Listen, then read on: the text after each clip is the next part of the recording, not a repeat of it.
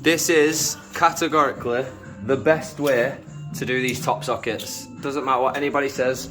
I own a router, and it's not the way forward with these.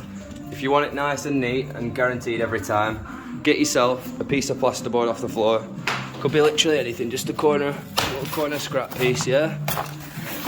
Right, you want to get that, and then you can see there's nothing on that socket so far. I had a lot of comments saying that I put a mark on the back of the board, so this is the board I'm going to be using. I have cut this with a tape measure just to specify, because I know a lot of people, even though I said how to do the socket without measuring it, claimed that I measured it because I measured this piece. That's not what I'm talking about, people, yet. So this is a measured piece of plasterboard, right? There's nothing on the back of it, no marks, nothing, right? I'll leave that there, within view, right? All right. Because I know somebody's going to say, Danny's just marked it while you...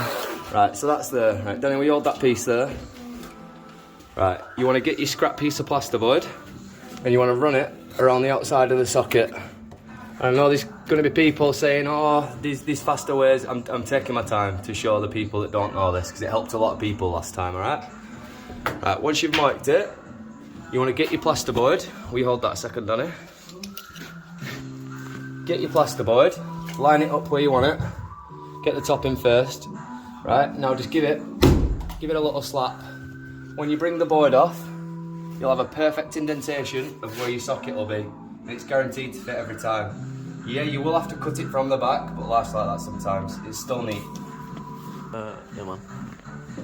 Right, so now you want to nicely trim that out. Make sure that when you cut it out, the full line disappears. You don't want to cut on the inside of the line or the outside of the line, or it'll look too rough.